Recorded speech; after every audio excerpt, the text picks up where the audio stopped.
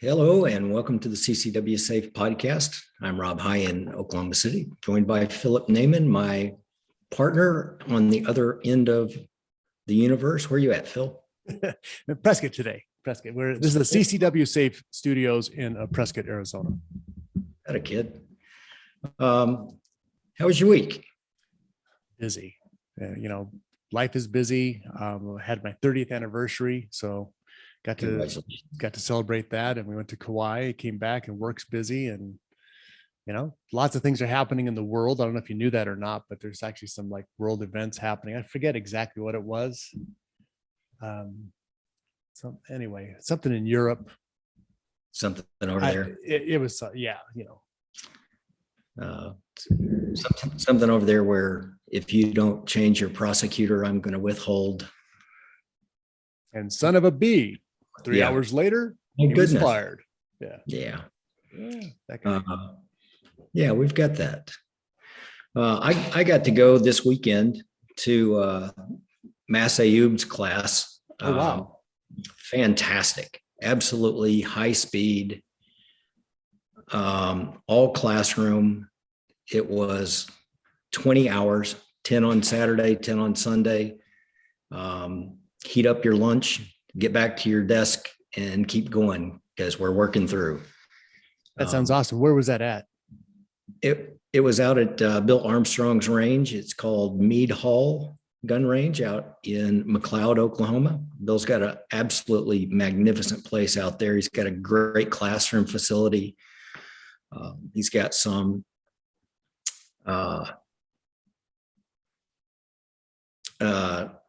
training deals that you can do inside that are like video kind of things. He's got a good long range as well, turning system, and he's just plugging along and doing this bit by bit and paying as he goes. And he is in a constant state of improvement. And it's really with the guys that he has coming in giving instruction, he's turning that into one of the premier little private ranges in the southwest part of the country. It's really, really nice. So how far out of that from Oklahoma City? It is about a 35 minute drive for me. So it's not terrible. So it's an easy flight into Oklahoma City, 30 minutes out to the training area. It's not like you're landing and driving for 4.5 hours. Well, and there's a huge casino and hotel less than a mile away from the range. So pretty nice little setup and easy access. It is just straight off of I-40. So doesn't take anything to get in and get out. I think Masad Ayoub, I think he's got something scheduled out here at Gunsight in Prescott pretty quick. I think Probably. He's got something up there. They were talking to me about that. Yeah. So I'd like to go see that too. He's super busy. He's got great information. How long has he been doing this? I remember he was on Soldier of Fortune in like 1980, 82 time frame. 71, I think. He's 71? No, he started in 71. Okay. So yeah, he's been at it for a minute. As much depth of knowledge as anybody I've ever got to sit under. And I've got to study with some really, really high speed guys. It's only been 52 years. Yes. Yeah. And over time he's got, whether full-time or part-time, a lot of it was part-time as well, but he's got like 43 years law enforcement experience. He's a premier expert on use of force and use of firearms and things like that. Really high-speed shooter. I talked to some guys that shot next to him at TACCon last year, the year before, and they were like, really didn't expect much from him, but that guy can still operate a trigger. So a wealth of knowledge. I took 19 pages of notes on the first day and 15 pages of notes on the second day. I didn't want to lose anything. I didn't want to miss anything. So it was really, really good. If you ever get a chance to sit in and take one of his courses, it's absolutely worth the time investment, I promise. So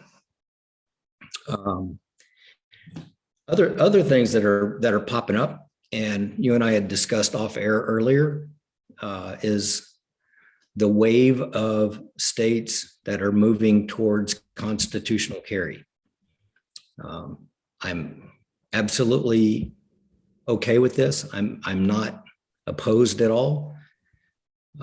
My thing as somebody that would respond to your incident is I personally like that you have a little bit of vetting if you're a licensed carrier. I also know people that think, oh my gosh, I'm going to be on some list and they're going to know that I've got a gun and I don't want to do that. I'm okay with that too. The fact is, if you legally own your firearm, you're already on a list. Correct. You're already there. Correct. Some of the things for people that have been in that position that are just like, I'm not going to go through this class. I'm not going to get stuck on this list. I'm not going to do anything, but now I'm going to carry because I can. I really want you to take the time to do some study, do some research, take a class or two, get out there and get plugged in. If you're going to carry a firearm, it is a tremendous responsibility. And Phil and I have talked about this ad nauseum. Open carry is one thing, but open carry makes me the very first target in the room. I have no element of surprise. You have the right to do that. And if you want to do that, that's fine. But if you're going to open carry, if you're going to carry, period, get with people that have done this for a long time. Find out what works, what doesn't work. I don't want to do, number one, I'm never going to risk my life to $100 firearm.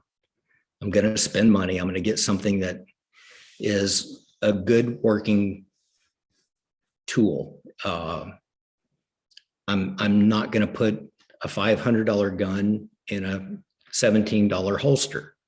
That $17 holster is going to get ripped away and taken, and has no retention systems built into it or anything like that. Let's talk about that real quick. So you need, open carry is great, but you want to have open carry, not negligent carry. Yep. And there are companies in Safari Land. I know Neil Perkins. I've had him on my show many, many times to talk with him, and he's into safety. That's, they don't make firearms, they make safety equipment, holsters with retention. He said that all of his exterior holsters, all of them have a retention device. Now it could be a thumb button. Like my favorite one I have of his has just to depress the thumb and it releases the gun. Others have a little switch, the button where your middle finger, as you grab the gun and lift it up, it's going to release it. None of them involve using your index finger, which I think is, as we've seen in some cases, a better idea than not. But you have a retention. So what does that mean? It means if somebody pushes you, you fall down, the gun doesn't go spilling out across the concrete and come into play. It stays where it needs to be on your hip. So if you are going to carry outside of your pant line, I think you really need to have a holster with a retention device on it. I don't know why you wouldn't want one. I think the worst case would be something like, a universal holster that fits all and yet none, holds your gun loosely or is nylon, and you're asking for trouble. If you're going to have a firearm on your hip, realize that if there's a bad guy in the room with nefarious intentions, he's either coming for your gun or he's coming for you first. So you need to be aware of that.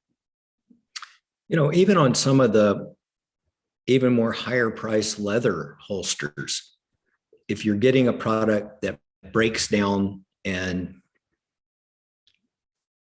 gets pliable on you and doesn't hold its form, you're sacrificing some safety there. Phil mentioned Safari Land by name. I'm a fan of Safari Land. When I was at the police academy running recruits through, I would get makers all the time that would say, hey, I want you to try my holster. I'd say, great, send me 3 or 4. 3 or 4. Why do you need 3 or 4? I said, because I'm going to put them on my guys and we're going to go out into the gym and we're immediately going to see what we can do to defeat it and tear it up. You're asking me to put these on police officers. I need to make sure that it's going to do what you tell me it's going to do. Safariland was that one that always held up to the rigors in the test that we put it through. And we don't own stock. We don't have any affiliation with them. No affiliation at all. I'm just telling you that they did what they told me they would do. And it's a brand and a product that I trust. It is a safe product. And like Phil was talking about, it does have different measures of retention and security built into it. So even if I was caught unaware and somebody came up behind me and tried to pull it up really quick, if they don't know how to operate my holster, that gun's not going anywhere. I have a second for reaction time to go into my retention, which is another side of this. If you're going to carry a gun, you better get a little bit of training on handgun retention. I used to think I have strong hands. I can do this. I can do that. I was a grappler until I got on the streets and I saw guys that were defensive tactics instructors that lost their gun in a fight. And that was such an eye opener for me because it can happen to anybody. It's like a fighter. Everybody, I don't care who you are, everybody has an easy button. Everybody is susceptible to the lucky punch. It's just something that exists in the world. And as we've spoken many times before, action beats reaction. So, you're not walking around with your hand on your pistol all the time looking for a target, or if you do, you're psycho, but you're not, right? And your clients are definitely not that kind of a person. But the point is, if somebody's making a move against you, you're reacting. And if you don't have retention on your holster, that's one more thing that could go wrong. Maybe you get punched. We see a lot of these videos, CCTV videos of maybe it's a gas station, maybe it's a grocery store where somebody's walking along and gets sucker punched from behind. I saw one yesterday. It was terrible. This guy's in like a Best Buy, or I shouldn't say that. I don't know. I don't know the name of the store, but it was a big box store. And the guy's walking through and he just comes up behind some young kid who's got his earphones on, little backpack. He's playing with his phone and just sucker punches him from behind and knocks him out, steps over and walks out the door. Why did he do it? Because he could, because he's a thug.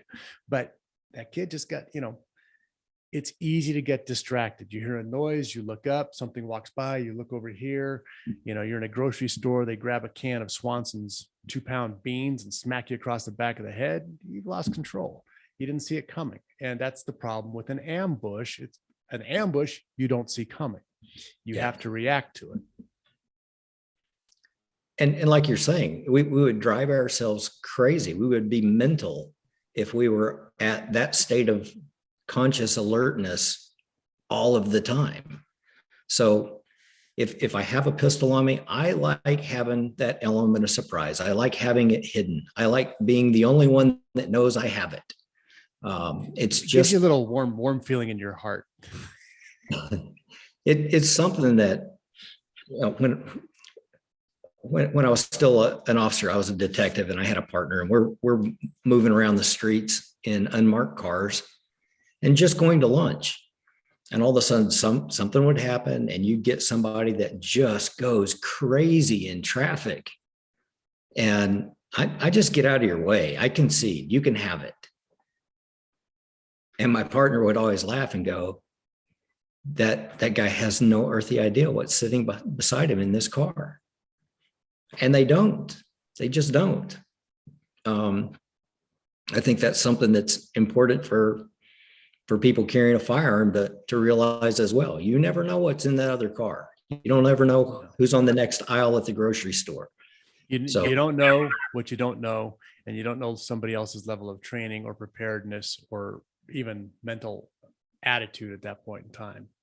And so it's always best to be kind.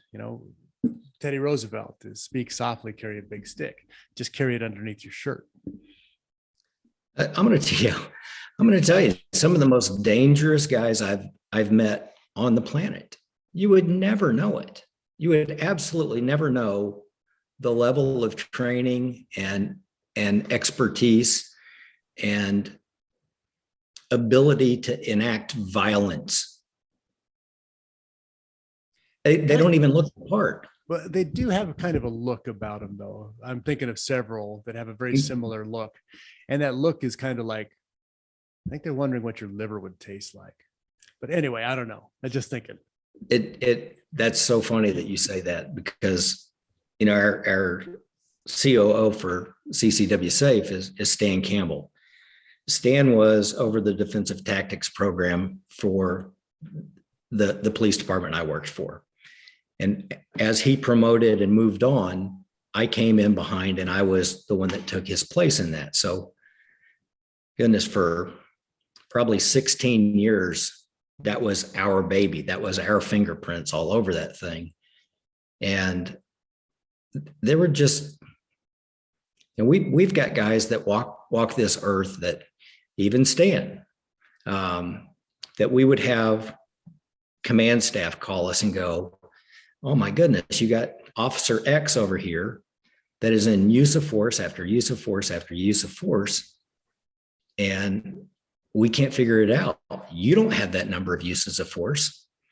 And it was funny because neither one of us had conferred with the other, but we would always tell command that I can teach them the techniques. I can teach them how to do it. I can't teach them the look. You have it or you don't. And when you get into really rough neighborhoods where kids are growing up around violence all the time and gang stuff, they are better at reading people than most grown adults. They absolutely have more street savvy, more street sense, and they understand how to identify a predator. Those same ones that are become predators also understand when they're engaging with somebody that's not playing.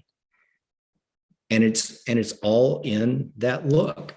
So all of a sudden it kind of becomes kind of a standoff kind of thing. So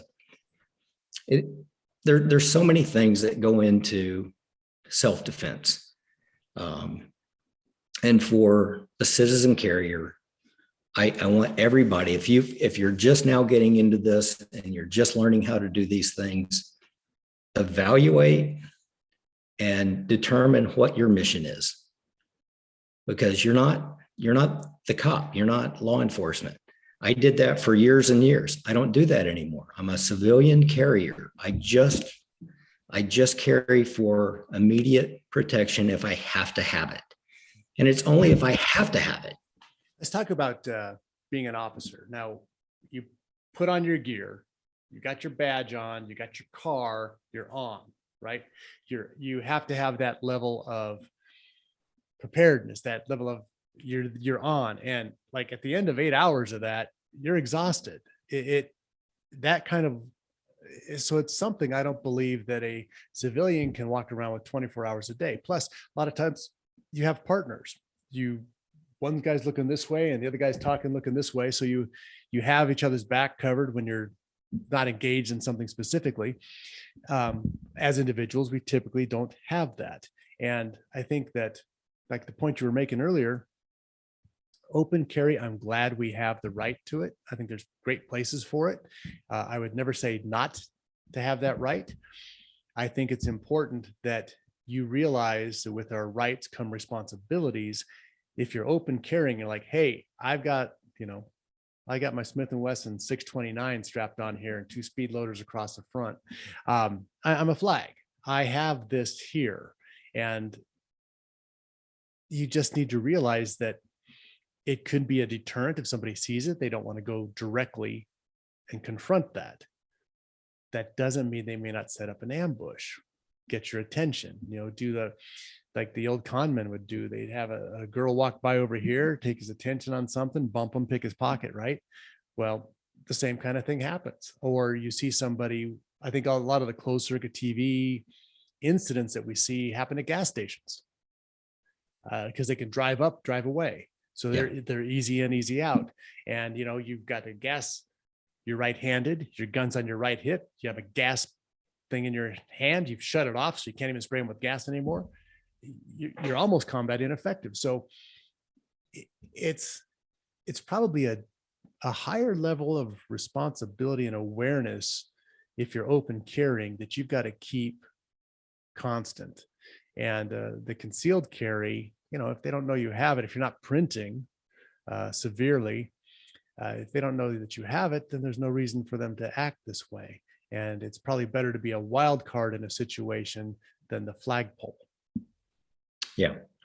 You know, Gary Eastridge did an article for us on training and talking about the different types of trainings that are available out there as a civilian gun owner and carrier, and the pros and cons of all the different types. And you've got some people that got into shooting either as a hobby or hunting, or it was just a friend took them and they really liked it and they enjoyed it. And as they got deeper and deeper into it, they discovered that they had a pretty decent aptitude for it and the ability to impart that wisdom to a friend. And all of a sudden they want to become an instructor. So they start going through some instructor level courses. Those people can take you, especially a ground zero new gun owner, they can really take you up to the next level. And then you've got the guys that are competition shooters, and they're special. I mean, there's no question. If you want to come in here and talk about a JJ Racaza, guys like that, you know, and you're talking about best of the world, or Julie Golub. She's a shooter for Smith & Wesson. We'll have Julie on here coming up real soon. But the hours of preparation and drill and training that go into developing the things that they do, but they're in the laboratory all the time. That's the way I like to refer to it. They're constantly testing and fine tuning, and they can impart those things to other people as well. And then you've got, and I classify them differently because their missions are different, but military and law enforcement guys. And there's so many valuable lessons to be learned. I mean, you take a really high level competition shooter, and the military recognizes their value. They bring those guys in to train their best troops. Law enforcement recognizes that. We've cross-trained with military organizations. We have gone outside and gotten stuff from your competition guys. We've got guys that shoot competition stuff. We have guys that have been at the highest level training wise within the military. And I know that I used to help prepare prior to deployments some of the units that were going over in like a detention mission. Yeah, they're going to work the jails and do things like that. And we would do a lot of hands-on things for those guys and bring them up to speed, because you kind of have to get all of the different pieces to develop the very best soldier, the very best officer, the very best concealed carrier. You can make yourself really well-rounded. You don't want to dive into that little thing where you just get sucked into that one little hole, and that's just where you're at, because, you know, Rob High is the guy that trains me for this, and that's the only one I trust. No, don't do that. Get out there and steal from everybody. I always love the Bruce Lee stuff. I'm gonna go and I'm gonna sit under Phil Naman. He's gonna teach me all his stuff, and I'm gonna be able to make the determination that Phil's bigger and stronger and faster or whatever in this area. It works for him. That'll never work for me. I throw that out.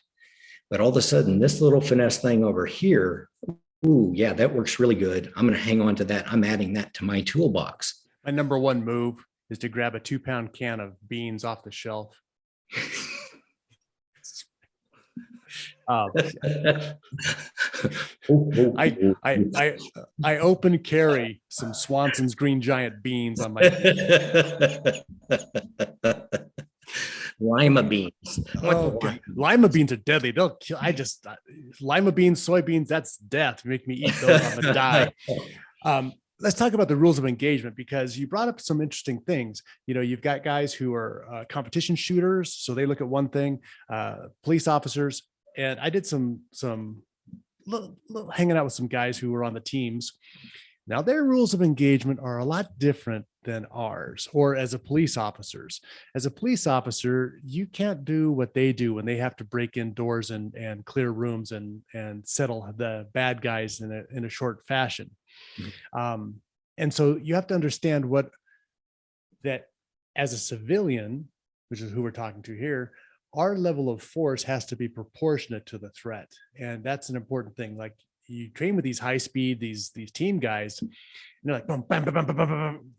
They're doing great stuff. It's great shooting. And that's the level they're at for the job they're performing. You're shopping at Safeway. That's not the job you're performing, right? It's a different level. And so we have to keep in mind, we're in America, we're citizens. These are our responsibilities. These are our rights. How does that play out? So our rules of engagement, I think, need to be well understood before you ever strap on any kind of firearm. The other thing we talked about, competition shooters. Now, I like to go and I like to shoot the competitions. I am not a great competition shooter. I like to shoot with my carry gun. So I'll have like a SIG 365 as opposed to an STI double stack, or the Glock 19 or something just traditional. I like to do that because that's what I'm carrying.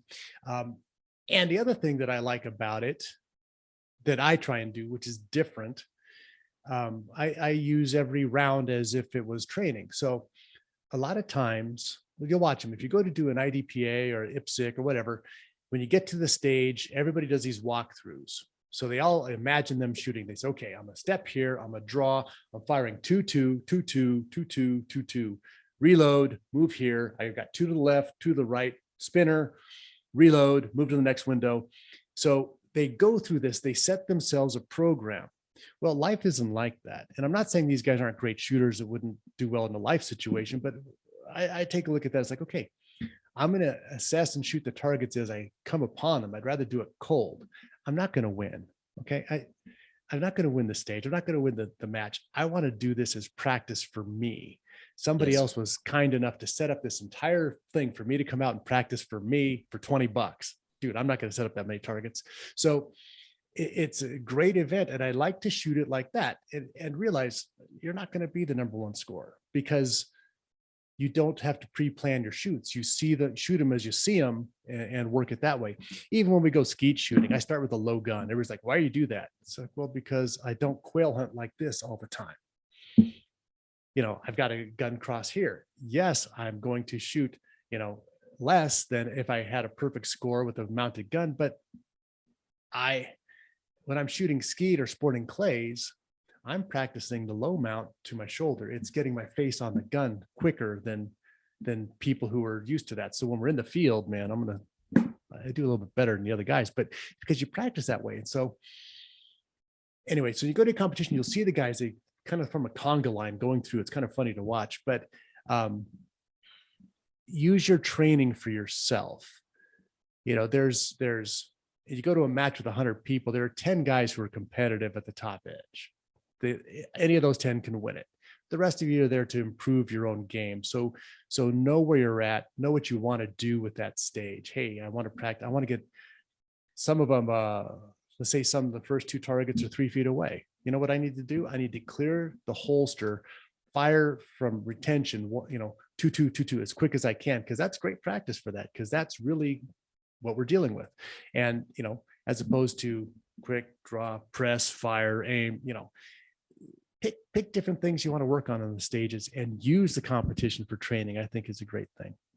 Now, if you're going to win, if you're one of the top 10 guys, ignore everything I said. You already got it figured out. Everything you just said was just so perfect for that, though. What those guys do is choreographed. They already know. I'm moving to the left. I'm stepping here. I move 3 steps forward and 3 more to the left, and I got to take a barricaded position, and I know that I can't get my foot over this line or I'm going to foul, so I have to get a little body lean going, and I have to do this and I have to do that. It's choreographed. A gunfight is not choreographed. Unless it's on John Wick. those are choreographed. I'll have to ask Taryn. You just destroyed that image for me. But yeah, it is mission specific. A soldier has rules of engagement, and when they're on that mission, they just carry out what the mission is. That's what they do. That's what they've been trained to do. That's what keeps us safe in our little bubble in this side of the world. Law enforcement does that on the home front. They have obligations that they have to engage in at times. Not anything that anybody ever looks forward to. Nobody ever says on such and such date, such and such time, I want to get in a car pursuit.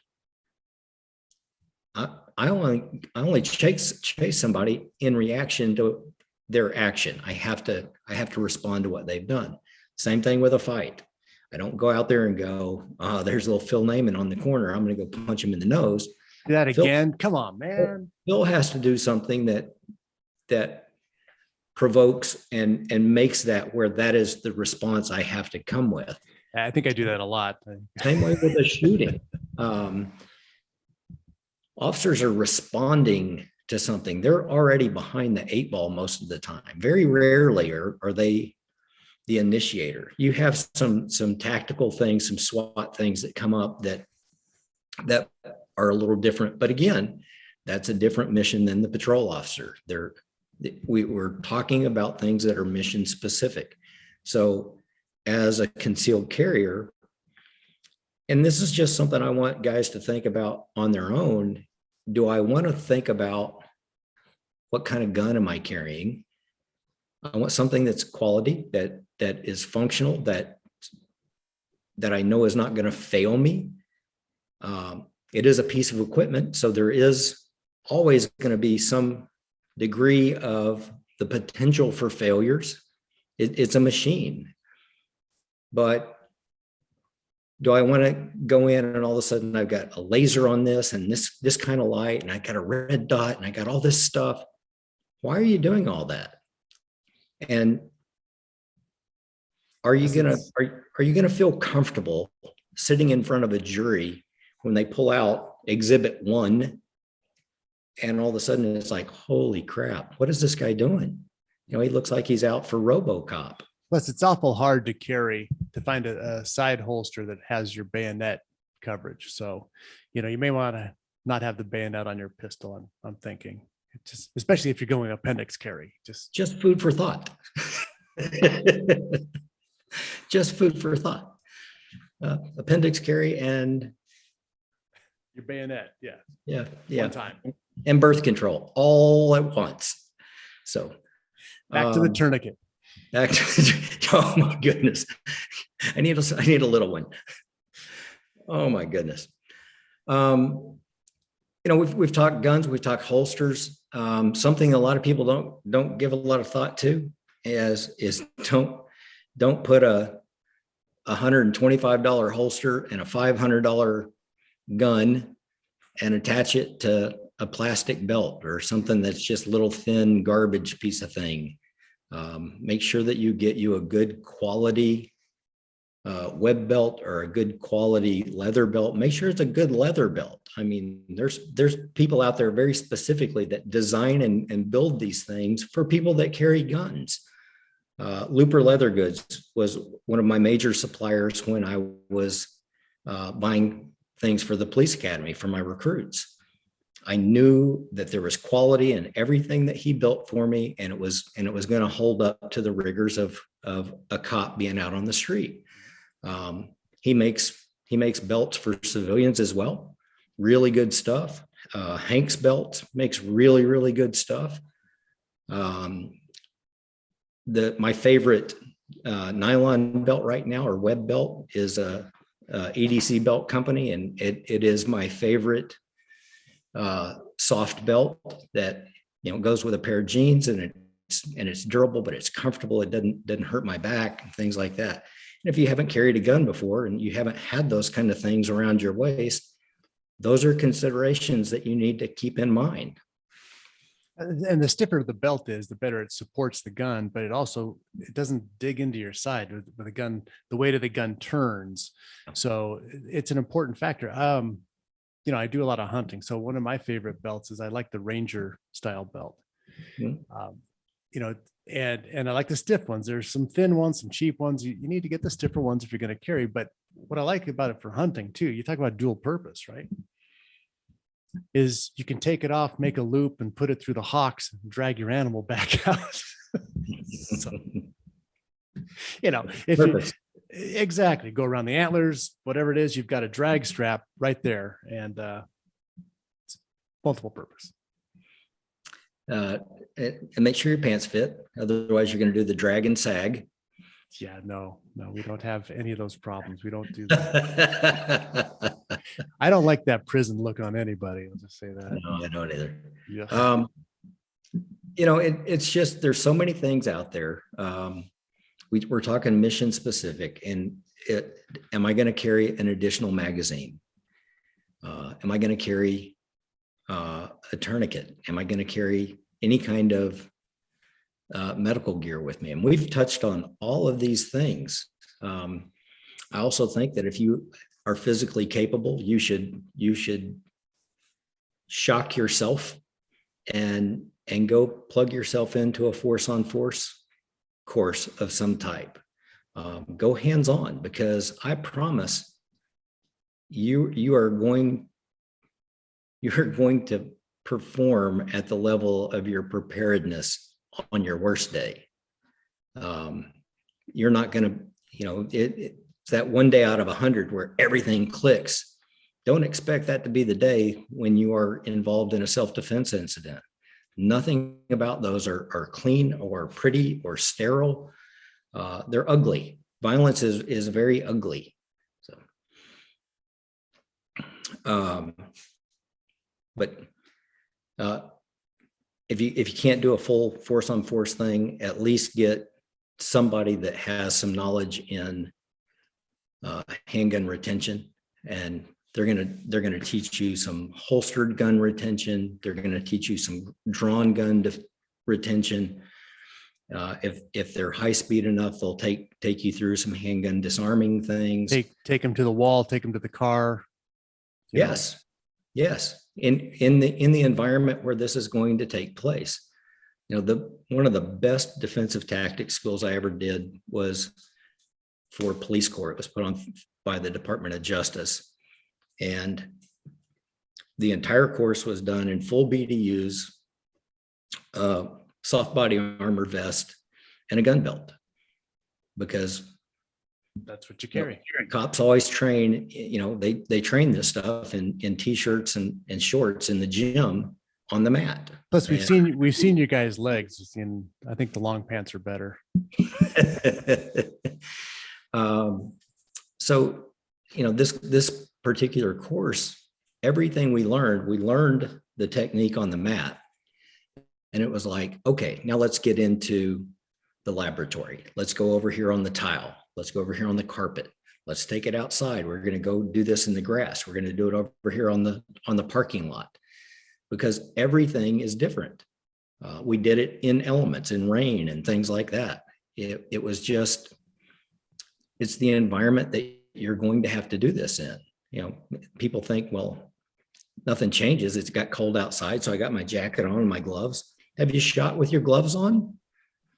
I'm going to tell you, your world just changed. Your trigger control is different as soon as you put anything in between your finger and that trigger, even if it's just a glove.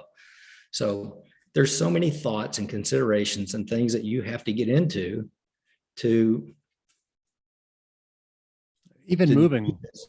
Yeah. Even so, let's talk about cold weather, right? It was 10 degrees in Prescott a couple of weeks ago. I was up here. And so you've got a big bulky jacket. So there's a couple things. If you're concealed, you've got to clear a big bulky jacket. Well, guess what? You got the big jacket, then there's a sweater because it was Christmas time over the pistol. So you got to go over, up, to get to it. There's a lot more things. What if you're shooting a rifle?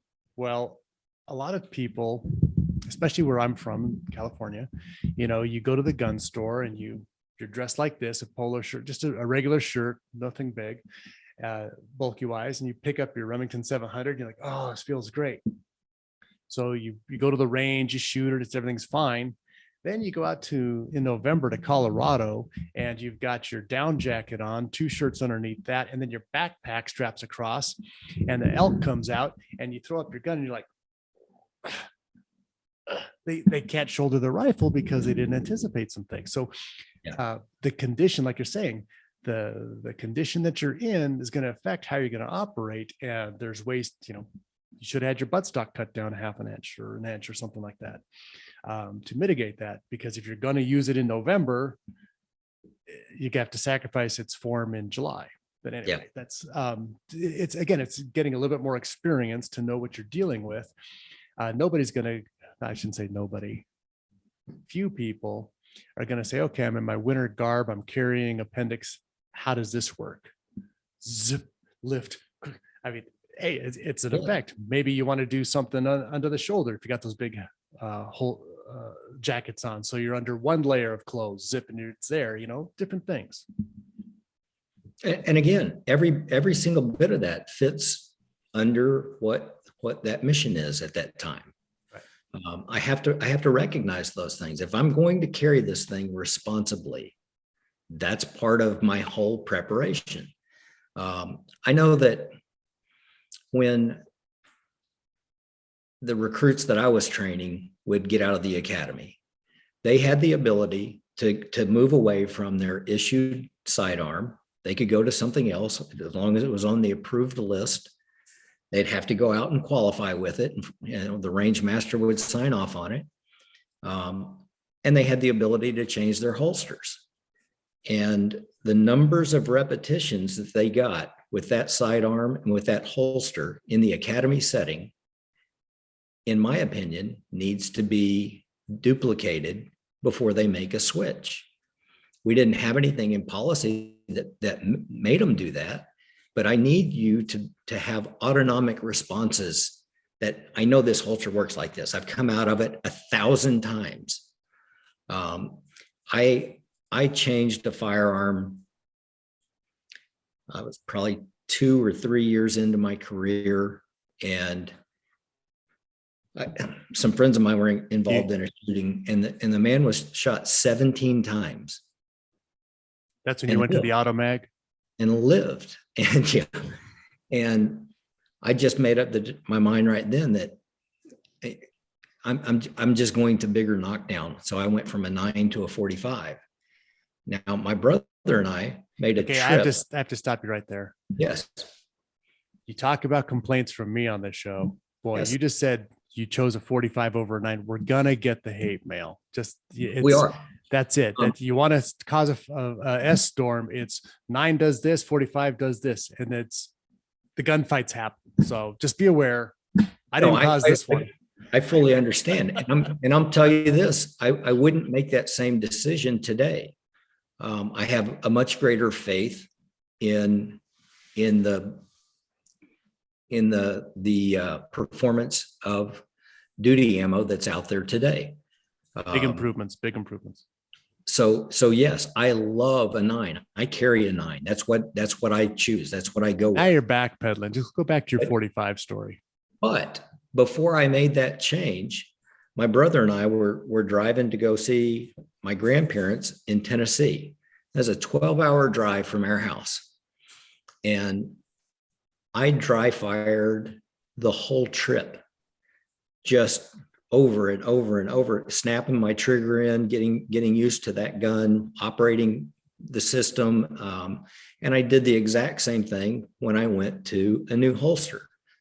I just got thousands of reps before I ever put it on my duty belt and said, here I go. This is the way I'm walking out into the world now. I just felt I just had a great responsibility to make sure that I was absolutely as efficient and proficient with it as I possibly could be. I see people that I know have not put in the work like that. You're not, I understand the mission is different, but you still have an obligation to be as responsible with a firearm as you possibly can be. It's like we had Matt and Angela Little on, and Matt was really big on, he thought maybe you should jump out there and do some competition stuff, stretch yourself, press yourself, make yourself uncomfortable, because it only prepares you to better survive a real live dangerous encounter when it happens. And I agree with him wholeheartedly. You talked about driving out there 12 hours, dry firing a gun. Some people in the olden days said, oh, you shouldn't dry fire it, you're going to hurt it. It never made sense to me, because it seems that a lot more happens to a gun when a projectile actually goes off than just dry firing it, right? So when a controlled explosion happens in your hand. Yeah, I think that's worse than just dry firing, but that's my assumption. But Jason Miyashiro, when we have him on, he's really big on this, but he turned me on to a company called Dry Fire Mag, and they make magazines for Glocks. I think I have one for the 21 and the 1917, but it resets. So one of the problems, if you're going to be dry firing and you've got a striker fired pistol, or I think you were talking about a 1911, right? So every time you pull the trigger, you got to cycle it back, which is good for reps. But if you're practicing dry firing, it's a slow way to go. This dry fire mag, you insert it, you obviously clear your gun, you insert it in the place of its regular magazine after the gun's been cocked, and it resets your trigger.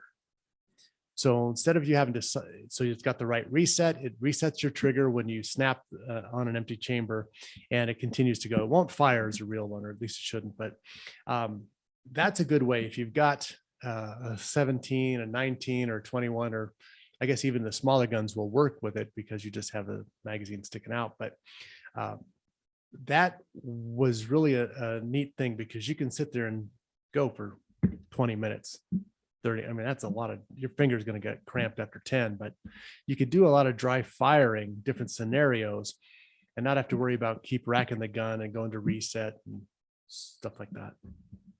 Yeah, that's a great opportunity to get that trigger rep and not have to go through that whole reset.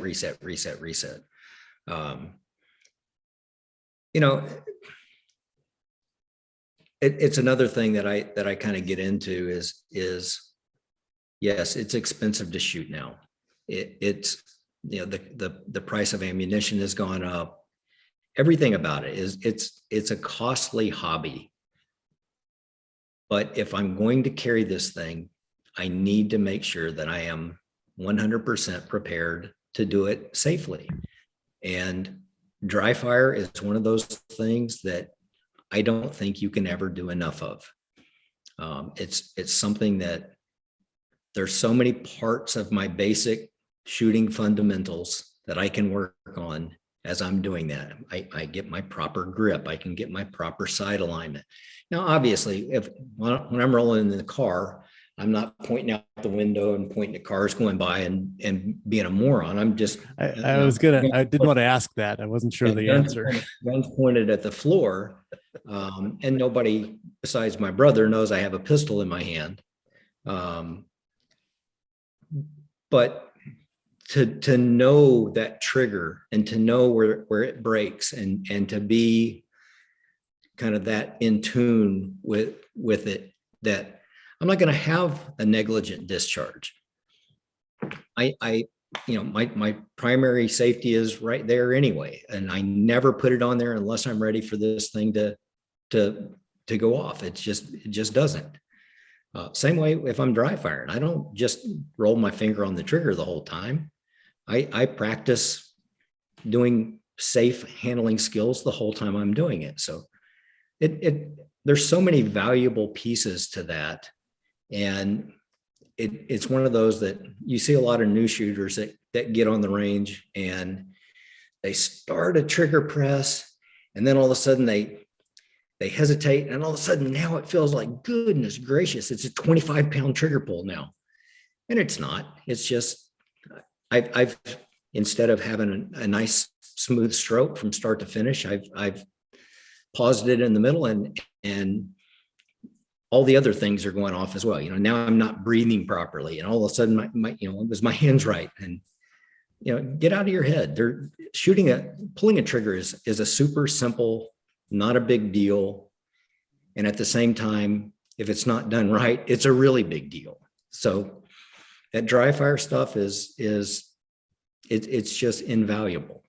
I think another thing, because there is a large cost to buying ammunition these days.